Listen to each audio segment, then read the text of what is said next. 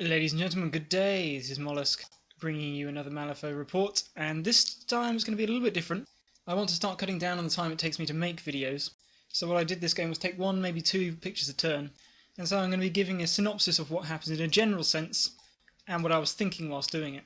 Hopefully that will result in a shorter report for you guys, so you don't have to listen to my voice drone on and on, but it might herald a reduction in quality for those of you that like a move-by-move game. Let's see how it goes. Cog 1 deployment, he decided to deploy first, and in the corner behind this house. So I deployed my crew up to the line. As usual, I haven't designed it for the mission, I just wanted to play with my new models. So, on the left here, behind this house where you can't see, I've got a Terratot and Iggy. The Tot's going to do some scheme running, Iggy's going to play with some matches, and I just want to see what he'll do. I've got the Primordial Magic, Lilith, with my usual Beck and Malifaux Wicked Mistress build. A Black Blood Shaman, and that's why I'm playing Lilith this game, because I think she'll work better with him. Barbarous, with Fear's Given Form. And a new base, check that new base. And I want Barbarous to run out and distract people whilst he becomes a Black Blood Bomb for the Shaman. Next to him, obscured by the Rider, is Mr. Tannen. And I'm thinking his Leave It to Luck ability and the Horseman's Revel in whatever it is, Reclamation, might work well together, so I'm interested to try those two out as a partnership. The basic idea is to push across the board, killing as I go. The Shaman and Iggy will hold back and protect territory, possibly with the Primordial Magic helping them out, and the others are going to try to break through. Over here in this house of ill repute, we have Cog's crew, and that looks like Jacob Lynch, who has got Wings of Darkness, Woke Up with a Hand, and the House of the Rising Sun. He's got Hungry Darkness, with Fear's Given Form and Addict, Angel Eyes, with Strange Alliances, and neither of us really think much of this character yet. But maybe she'll change our minds this game. He's then got a Beckoner and 3 Illuminated, the other one somewhere, probably in the house. And that is quite a reckoning suited crew. The Hungry Darkness is particularly nasty because you can't kill it, and so score any points off it. And it will just keep coming back, so I plan to simply just ignore it. Turn 1, I'm drawing 8 cards and discarding 2, and I love it. And this is how the board looks at the end of turn 1. Basically, Jacob's crew fanned out defensively around the house, and we now have an Illuminated here, Angel Eyes here by the fence. We've got the Hungry Darkness, who got beckoned through the house and then went off on his way. The Beckoner and the 2 Illuminated are clustered behind these, just within the house by this door, and Jacob is looking out the window. Lilith's crew, on the other hand, moved up more aggressively. Barbarous went early, so the others didn't have to worry about his Fear's Given Form, and he's hiding here in a nice central position. Then I think the Primordial Magic is actually within this house, where he's invulnerable. The Terratot sprinted up over to here, Iggy followed him, and basically I want Iggy, Lilith and Barbarous to hold and then eventually take this centre and flank so that my Terratot can run around and go get breakthrough in the later turns. Unfortunately I goofed Lilith's activation up a bit, so I've moved her twice, did the forests here and then realised I was out of range to hit Angel Eyes, and then just moved up a piddly amount with her final action. And a really big mistake was leaving line of sight to Barbarous and Angel Eyes, which there was absolutely no need for. So that's a silly error. Finally, I also messed up the deployment a little bit. The Black Blood Shaman should have been sitting right next to the Hooded Rider. So basically, Mr. Tannen went off on his own, 8 inches over here. The the Shaman walked over to the Hooded Rider, stabbed him, giving him a blood transfusion, and then the Rider pushed them both up over to here, and then the Rider ran off over here. And the idea is that the Shaman is going to stand up on this gangway, getting a nice line of sight to everything, and hopefully black-blooding, bombing, and healing Barbarous and Lilith. And Tannen and the Rider are going to push up through the centre towards this house. And hopefully the combination of Tannen augmenting the Rider's offence and defence and stopping my opponent from cheating will put some pressure on. Oh, and this is a more clear picture of my opponent's pieces at the end of the turn. We go into turn 2, I don't even think there were any duels last turn, so I've cycled my hand into a very healthy condition. But by the end of turn 2, things are fairly balanced. I think Cog got the initiative and took some shots at Barbarous with Angel Eyes. I soul-stoned the hit, so he was only taking 2 or 3 damage, I think. I then guffed up with Lilith again, Black Jokering her first action, Wicked Divines for the second on Angel Eyes, And then I forgot to move the trees before I did the Wicked Mistress, so I pulled her over the fence and out in the open, where she took 3 damage, so she's taken 4 damage in total. But she should have taken more and be slow. And yes, my knuckles do hurt from all the dragging across the floor they do. So basically, Barbarous has charged Angelized and put her on her last wound. Iggy's been firing into combat. He even managed to pick her out with the randomizing, but he couldn't hurt her. The Illuminated charged and hurt Barbarous pretty badly in return. The Black Blood Shaman did manage to heal him 3, so he's on 6 wounds, I believe. But Angel Eyes has Black Blood. The Illuminated's out of range, and so all the Demon Juice is going to waste. The Terratots dropped a scheme marker, the primordial thingies moved up under the bridge, I think, and I'm starting to build my Protect Territory zone. My thrust on the right flank got scuffed up by the Hungry Darkness, and my own imbecility.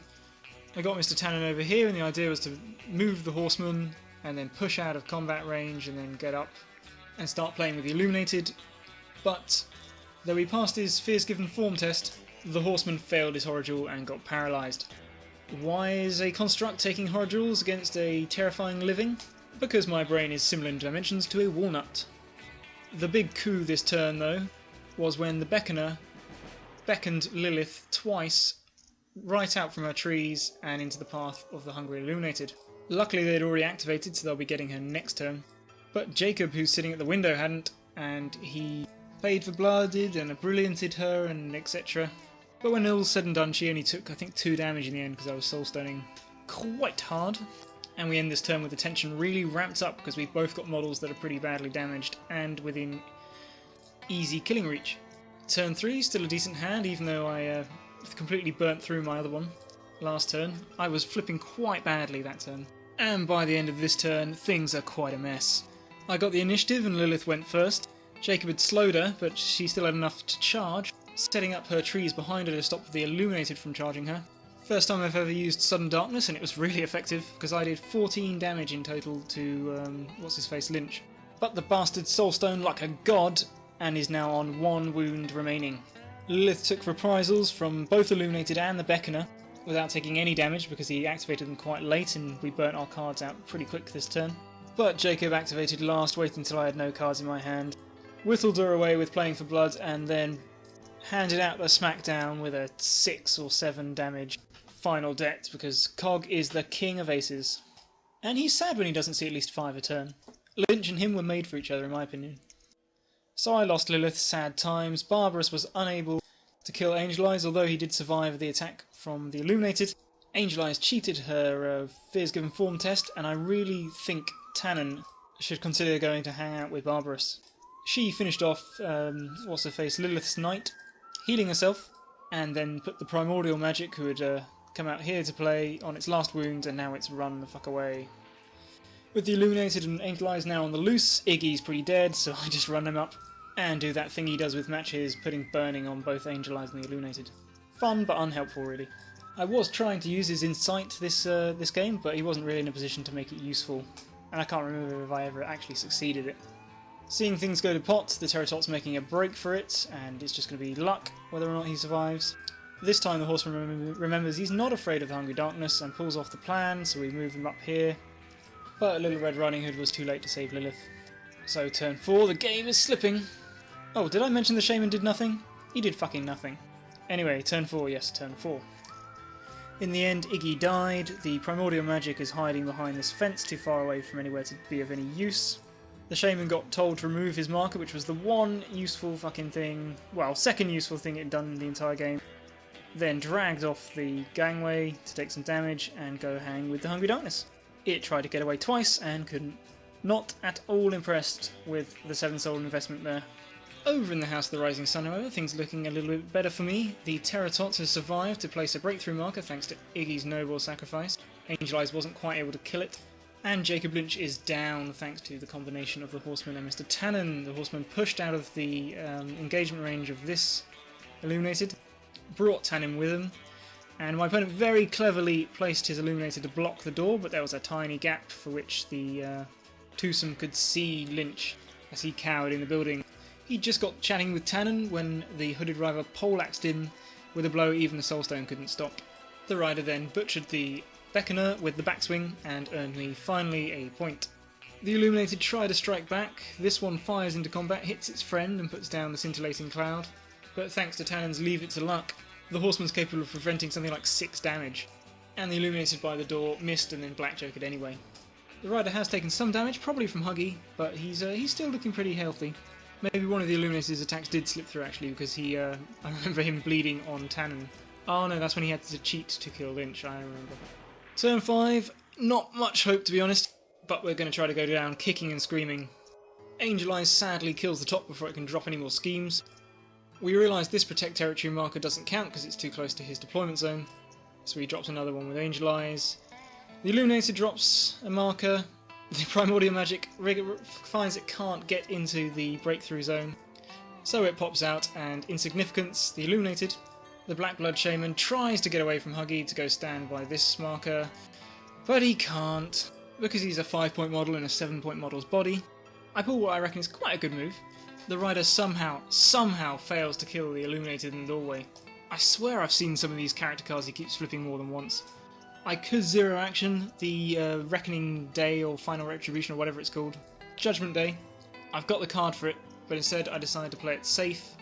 I zero action to push and Revel in Reclamation over here and place Tannen the other side. So Tannen is now out of engagement range and the Horseman is blocking any attempt to get to him. The Illuminated charges, kills the Black Blood Shaman. Huggy puts down another marker and then runs off over here. And Tannen runs down the alley and drops down another breakthrough marker. And that, my friends, is the game.